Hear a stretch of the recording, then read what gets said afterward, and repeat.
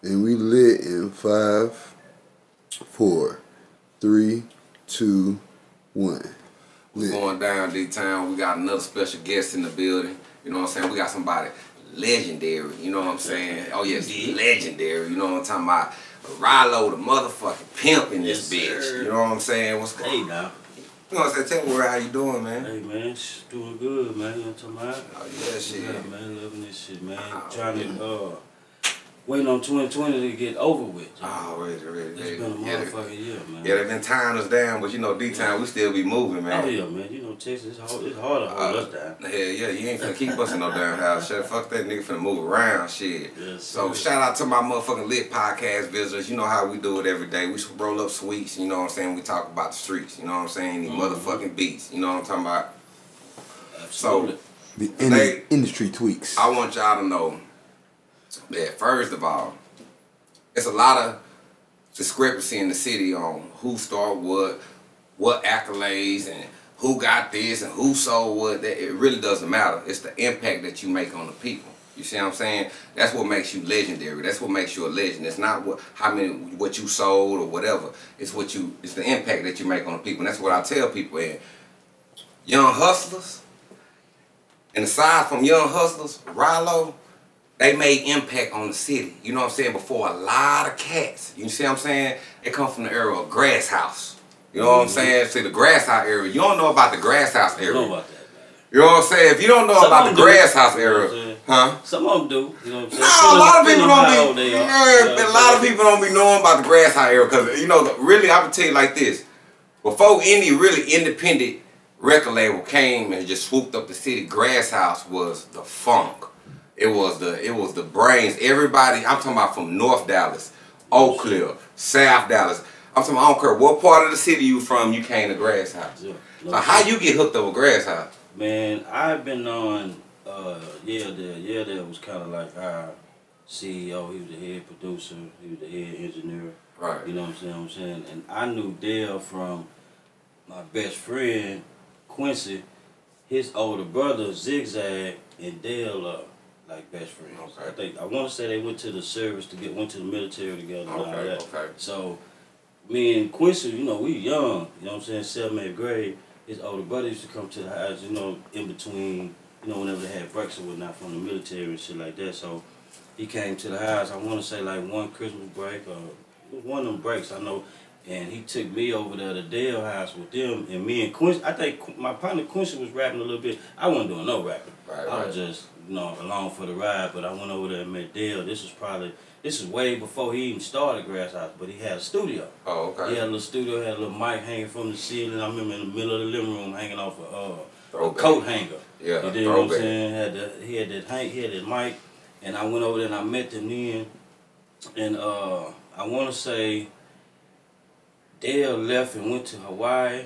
If I'm saying this right, Dale went to Hawaii for a few years in the military, and when he came back, that's when he started GrassHouse. You know what I'm saying? And what year was this? This was probably, man. Cause my recollection was like 93, 94. Yeah, it was somewhere around that, because I had left and went to school, and when I came back, cause I went to PV for a year. Okay. And when I came back from PV, Cal had ran into, I don't know who he ran into from over there, but Cal had been over there doing music. Okay. So Cal was telling me about these niggas that he was fucking with, GrassHouse and woo. I'm like, nigga, I know them niggas. That's my partner. Right. I say, that's Zag. I say, I know Zag. Okay. You know what I'm saying? Through Quincy. And, you know, Cal knew Quincy from school and shit like that. You know what I'm saying? Right. But, you know, we just didn't know that it was all the same people. You know what I'm saying? When I came back home, you know, Cal was kind of already over there rapping and doing his little thing, him and a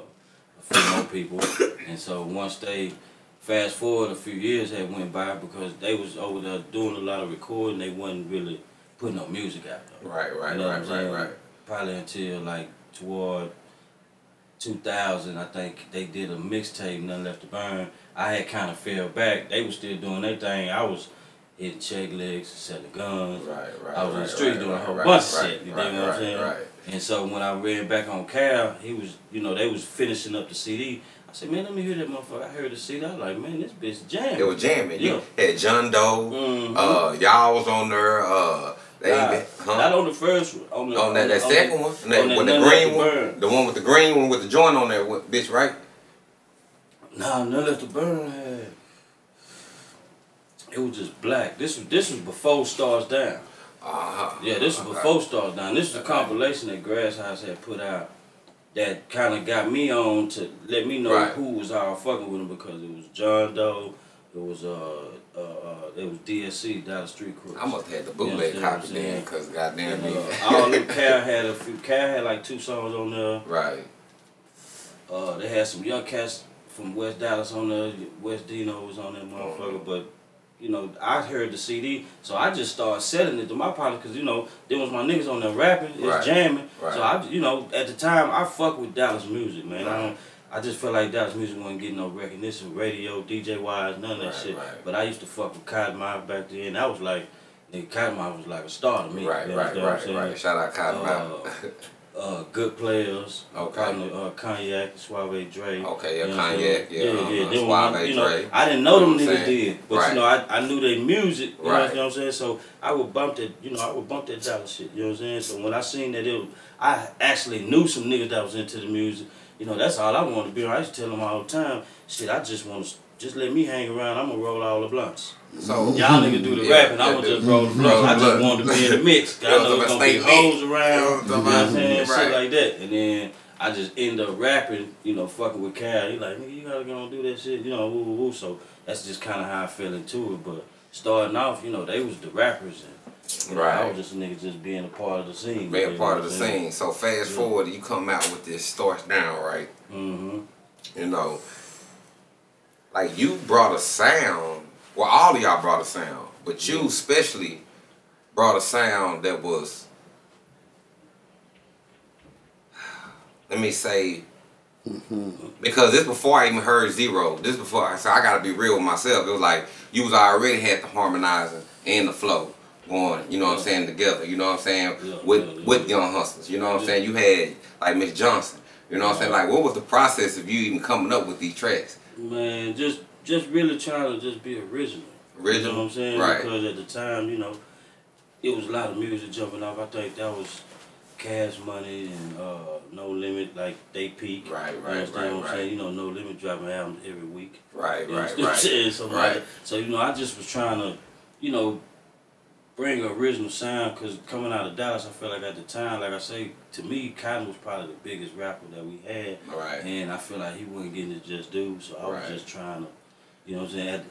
It was all Houston. You know what I'm saying? Screw, you know, all the boys right there, they was running, they was doing their thing at the time. They were running it. They were running it. So I just kind of wanted to have, you know, put some, you know, some Dallas. You know what I'm saying? But you did that. Because Miss Johnson, I'll tell you that right now, you know what I'm saying? Like, the whole CD, really, you know what I'm saying? But Miss Johnson, you really shine, because you came in there, you know, you really got to show what you can do. You know what I'm saying? And that became a classic. I don't care, nigga. I had 10s to 12s to when I got me some 15s, I was bumping that motherfucker. You know what I'm saying? I ain't even gonna lie to you. I still got it in my shit right now. I play that shit daily. You know what I'm saying? And then shout out to whoever put that shit on YouTube. You know what I'm saying? Shit, appreciate that shit. I think with one of y'all at the camp. You know what I'm saying? Y'all put it out a few years ago. If I ain't mistaken, I was good. Yeah. Appreciate that. A lot of our old music out, because everybody used to ask me about it and be like, you know, that was one CD that nobody could really find. You know If you bought it, you had it. You know what I'm saying? Like Square Business. You scratch it, you scratch it. I went to a CD store somewhere in Killeen, man. They was selling them. They had that motherfucker for like $36. This and like I say, this is probably like maybe 10 years ago. Like I say, this was a store that they was still selling CDs. You know, you can't find them all like gold bars. You know what I'm saying? Cause you always been on that pimping. Now, one thing I noticed, you always been on that pimping. You ain't never just let that pimping just slide from you. You know what I'm saying? You stayed on that. So like, tell me about the progression of this pimping, man. Cause you know I'm liking what you and Bud got going together. You know what I'm saying? This is a good look. You know what I'm saying? Like for real. I met Bud through one of my pimp partners that ended up being his cousin, and we were just hanging out just hanging out one night, and I think I played him some shit. He was like, nigga, I'm gonna take you to introduce you to my little cousin. You know what I'm saying? My little kinfolk do beats. And I was like, you know, okay. You know, I mean, all the time they tell me they do beats. Sometimes it be good, sometimes it be bad. Okay. Let me see what he took me over to the Pleasant Grove and Bud was in the bedroom. I think Bud was like 17, 18, he was a little young nigga. But he played me some tracks.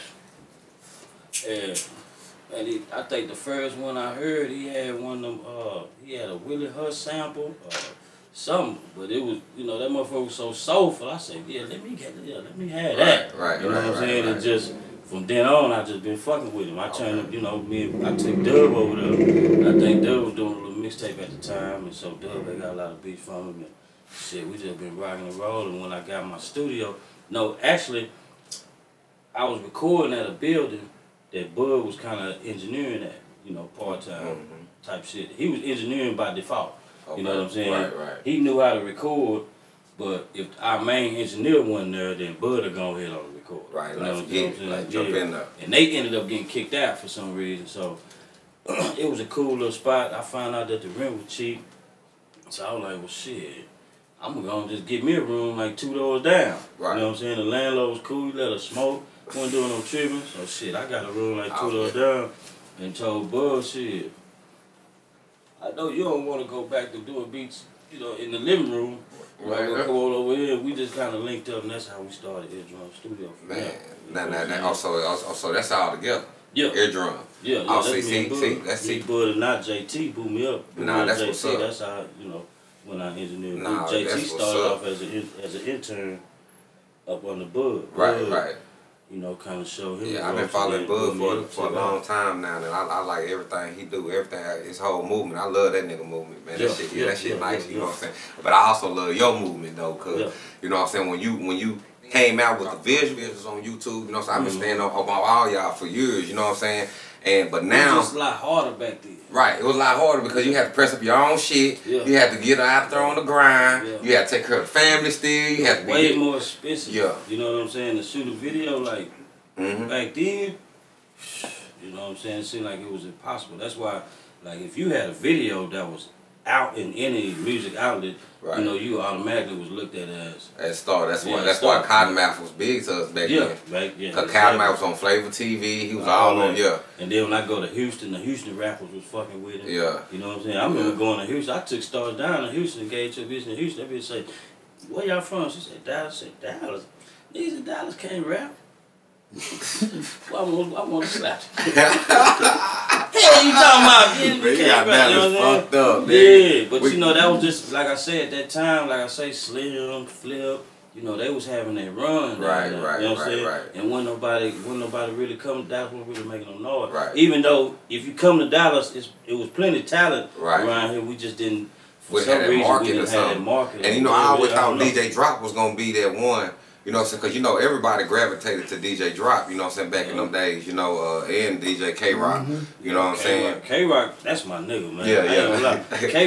K-Rock fuck with it. K-Rock used to be over there at GG's. He was jamming at Young Hustlaz. Yeah. Anywhere he was at. Right, you know what I'm saying? He was bumping with it. So that, you know, he was a real big reason why, you know, we got known outside the city, because we was a lot bigger than what we knew. I didn't know, because, you know, I'm in the cliff all the time. I ain't know the niggas in, you know, way out here in North Dallas and, you know, Forest and Abrams and niggas over there, they fucking with me. You know what I'm saying? Till I got older and stuff, got moving around and, like, you know, niggas just recognized me off the CD and shit like that. But that shit was legendary. That, what you don't know, you got a classic on your hand. That starts down, that's a classic. You know what I'm saying? But right now, the work that you're doing is starting to come right up on there and put you right back in that category. You know what I'm saying? What I like is the artwork. I like the visuals that you got going on. I'm liking the camaraderie that you got going on with your people. Everybody gathering around and really like say, hey man, we putting this all behind my partner. You know what I'm saying? That's right there. That's hard in the D. You know what I'm saying? Coming out the streets. You know, cause you know one thing I noticed about Houston rappers, like when I used to get around them, I noticed I was like, okay, it's the rapper. He got his photographer guy. He got his computer guy. He got his, you know, he do the handle the bags or road manager. You know, if it's 5 or 6 niggas, they all got a job. Right. They all doing something. To help this artist go where they trying to go. You know what I'm saying? But when you came around Dallas, it's different now. But you know, earlier I feel like that was our problem. Everybody because we'll have a rapper, you'll have a rapper, and and the 6 niggas around them, they all want to be rappers too. You know what I'm saying? Or they just want to hang. Yeah. Or they just chilling. You know what I'm saying? But ain't nobody working, trying to not. You know, if he the money man, then come on, man, you gotta. You know, you got to be a supporting cast to make that shit bubble. You dig what I'm saying? And when I used to go to other cities, Houston, you know, to be, you know, that's one place where I kind of noticed that was the difference between us. Right. You know what I'm saying? That's a big difference. Yeah, they doing business. Right. You know what I'm saying? They got a manager. Yep. You know, most niggas in Dallas ain't had no manager. Right. You know what I'm saying? But they hanging with a nigga that's had a 4.0 in school. This nigga a computer nerd, you understand what I'm saying? He know all this technical shit. Don't want to do shit. But they ain't, but then, they don't want to do it. Not even that, he probably want to do it. Right. But a nigga just ain't telling them, hey man, I need your help. Can you be my such and such? Let's get this bag. Right. They ain't having that conversation. Right. You dig what I'm saying? Where sometimes we just expect that shit. Yeah. I know you know what I'm saying? So how did you get from fucking GrassHouse to PowerHouse? Man, what type of jump was that? I mean, cause I didn't see that coming. We didn't either, but you know, and it wasn't no bad turn move or like we got mad at Dale or no shit like that. Cause me and Dale, we still cool to this day. Oh, really? It was just a move to where the GrassHouse got so big, it was like 40 rappers over there. Like literally, it was us. We was a 4-man group, and it was probably like 6 of them. Right. 4-man groups, and then there's probably 2 or 3 3-man groups. It's probably like 5 or 6 2-man groups, and then then it's probably like 10 or 20 solo artists. You dig what I'm saying? Yeah. So it's just like they was running Dale thin. You know what I'm saying? When we drop Stars Down, you know my thing was I felt like we supposed to keep mashing the gas. I want to come up with another CD like. In the next 6 months. Right. Not even that long, you know, I just want to keep recording, keep woo-woo. You know, Dale was kind of like, he was so overwhelmed, he was kind of like, whew, I'm glad, I'm through with that project, now let me work on these niggas. Right, you know what I'm saying? Now let me work on these niggas.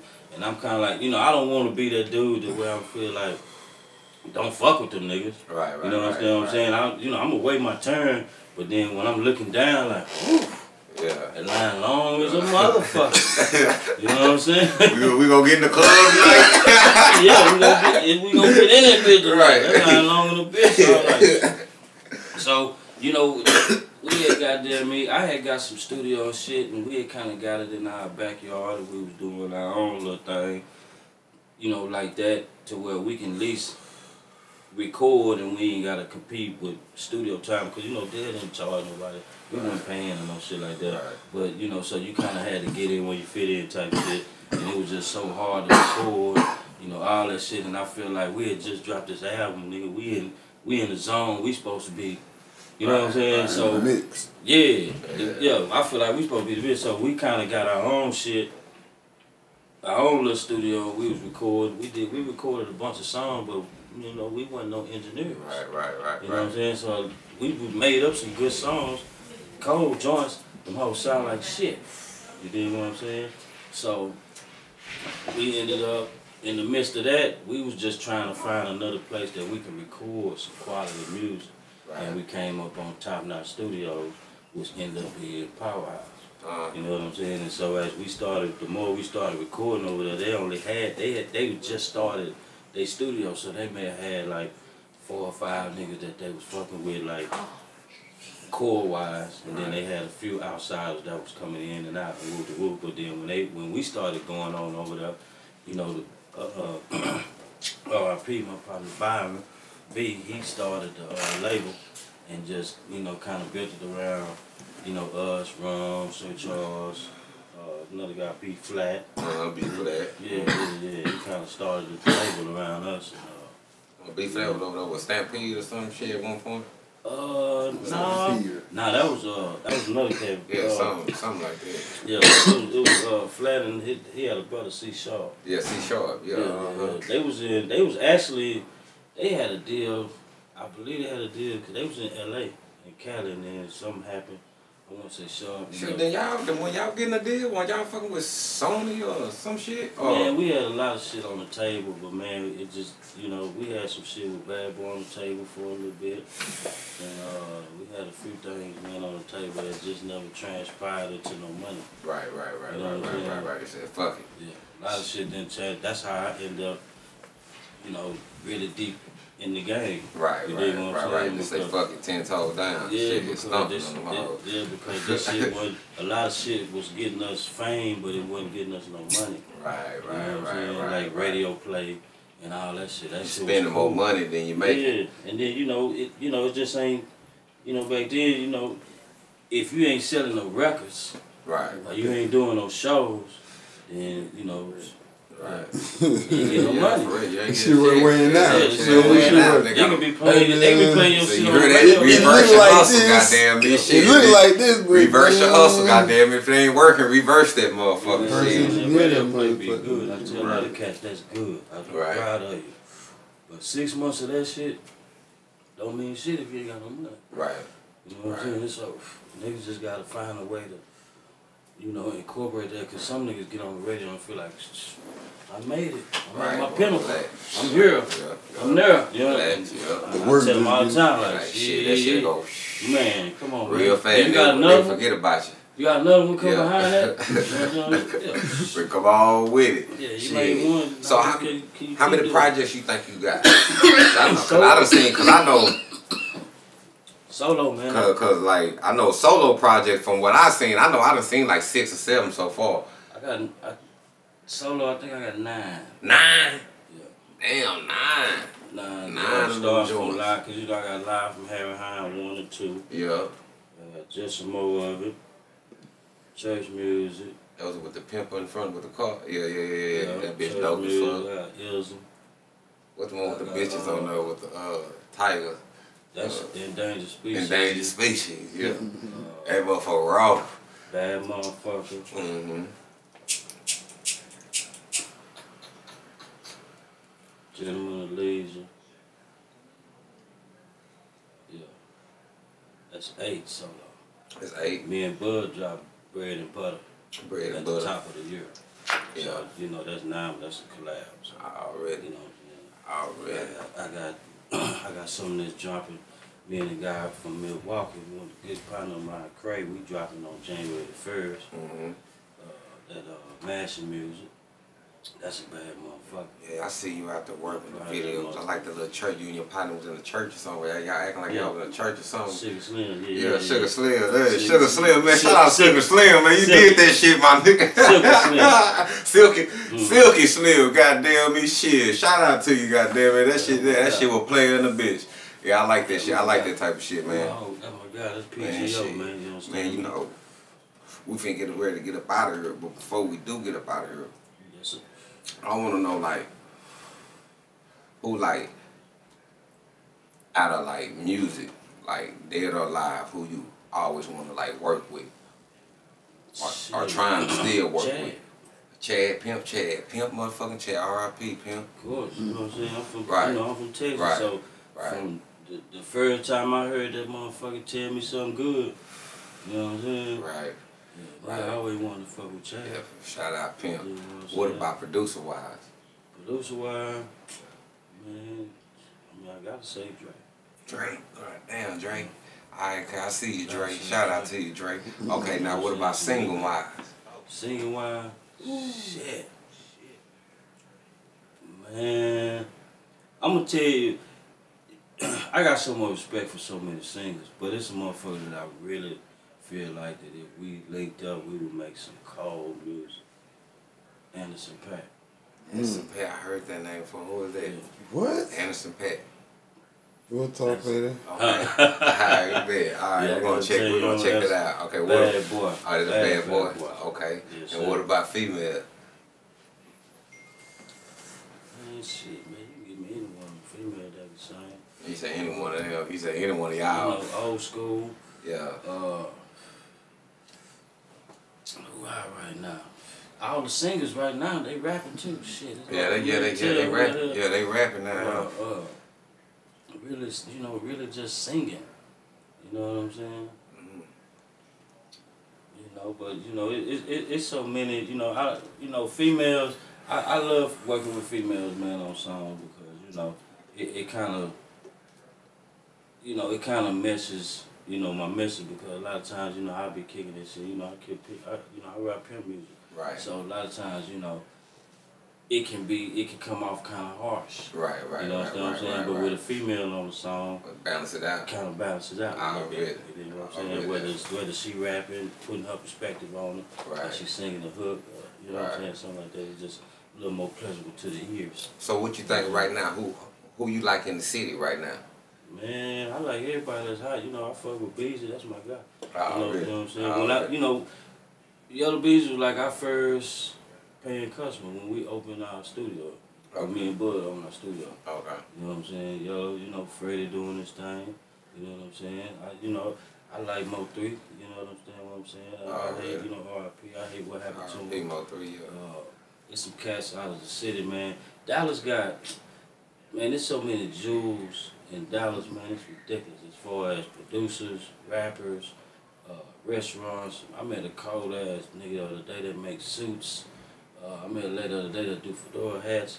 Man, we got some diamonds in this motherfucking city, man. We just gotta move around. This motherfucker like Atlanta for real. Yeah, we gotta move around. Like people don't know we got an underground city in this mug. We got a whole underground around this mug. You know what I'm talking about? It's so much. It's so much talent. You go to some random shit. You like to see. You know what I'm saying? I seen a female DJ. I don't even know her name. Man, she's so cold. I was just in a bar on some random bar in Deep Ellum. Right. Like, man, this motherfucker DJing her ass off. Man, what? I'm talking about her mixes was so cold. Yeah. She was just mixing shit that you wouldn't think would go together. Oh man, she slamming them all together. Shout out to you down there in Deep Ellum, missus. You know what I'm saying? Whoever she is, she cold. You know what I'm talking about? Really the whole city, man. You know, Outfit Texas, Trey Ward. Shout out Trey Ward. You know what I'm saying? Up and coming. You know what I'm talking about? Got hella talent. Yeah, it's so many, man. My partner Stones, man. It's just so many, man. Yeah. You know what I'm saying? That's shout out D-Town. You know what I'm saying? Man, just keep hustling, man. Yeah. Just keep grinding and just get on your business. That's all I can say. And what can they find in music? Everywhere. Everywhere? Yes, sir. What? All music outlets, Amazon, Google, whatever you listening to your music on, whatever your favorite shit is, whether it's Spotify, Tidal, Apple Music, Google Play, YouTube, SoundCloud, whatever it is, man. You know what I'm saying? Type in that Ralo Tha Pimp, man. Ralo Tha Pimp. Hey, man, get some of that shit, man. Don't slap the bitch now, because it might give you them tendencies. You understand me? And we out this bitch and we lit.